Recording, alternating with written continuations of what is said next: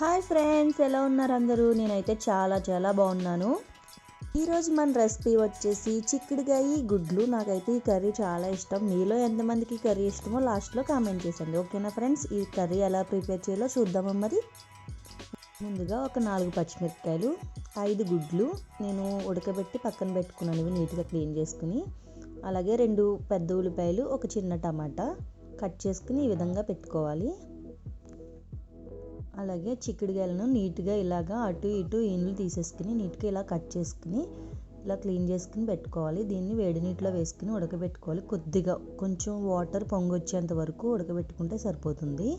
చిక్కుడుకాయలను అలా పెట్టిన తర్వాత మనం వేరొక స్టవ్ మీద గిన్నె పెట్టుకుని దీంట్లో గిన్నె వేడెక్కిన తర్వాత కొంచెం ఆయిల్ వేసుకుని దాంట్లో కొంచెం పసుపు వేసుకోవాలి గుడ్లను వేపుకోవడానికి. గుడ్లన్నింటినీ వేసుకుని ఒక 5 నిమిషాల పాటు ఫ్రై చేసుకోవాలి వీటిని. ఈలోపు మనం వాటర్ పొంగొస్తుంది కదా చిక్కుడుకాయలవి, ఇది స్టవ్ ఆఫ్ చేసుకుని పక్కన పెట్టేసుకోండి. గుడ్లు ఇలా డీప్ ఫ్రై చేసుకున్న తర్వాత ఒక్కొక్కటిగా తీసుకుని ప్లేట్లో పెట్టుకోవాలి.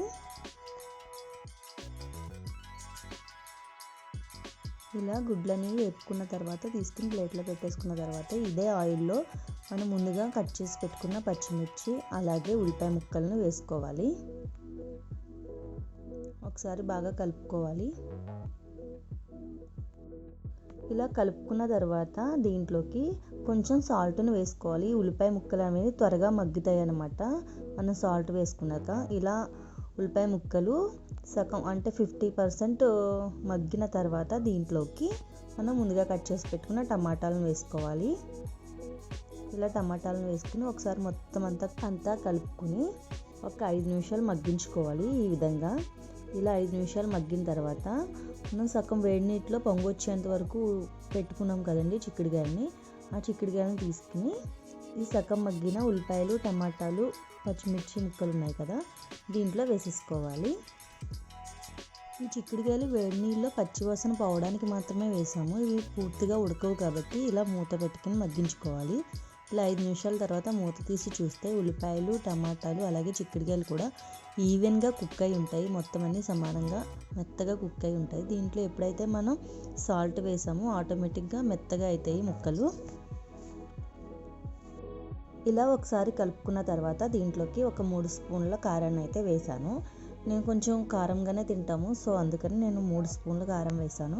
మామూలుగా అయితే మీ టేస్ట్కి తగ్గట్టుగా 2 కావాలంటే 2 లేదంటే 1 కూడా వేసుకోవచ్చు. సో నేనైతే 3 వేసాను, మేము కొంచెం స్పైసీగానే తింటాము.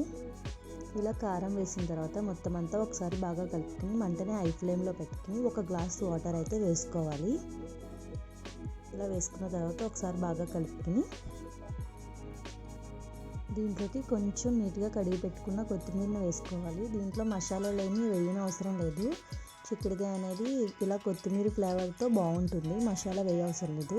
కావాలంటే వేసుకోవచ్చు, కూర ఇలా కూడా చాలా బాగుంటుంది. మసాలా వేయక్కర్లేకుండా కూడా కర్రీ చాలా బాగుంటుంది. సో నేనైతే మసాలా వేయలేదు, నేను నార్మల్గానే వండుతున్నాను ఇగురు కింద.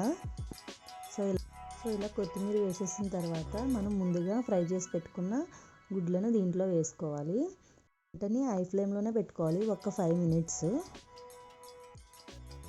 ఒకసారి మొత్తం అంతా ఇలా కలిపి పెట్టుకుంటే ఈ వాటర్లో ఉప్పు, కారం, పసుపు ఇవన్నీ వేసాం కదండి, కొత్తిమీర ఫ్లేవర్. వాటర్ ఉండగానే ఎందుకు వేసామంటే ఆ వాటర్తో పాటు కొత్తిమీర బాగా ఉడికి ఆ ఫ్లేవర్ అనేది కర్రీలో దిగి బాగుంటుంది. సో అందుకని మొత్తం అన్నీ ఇట్లా వేసిన తర్వాత ఒక 5 నిమిషాలు హై ఫ్లేమ్లో పెట్టుకుని మూత పెట్టుకుని ఇప్పుడు స్లిమ్లో పెట్టుకోండి, చిన్న మంట పెట్టుకోండి.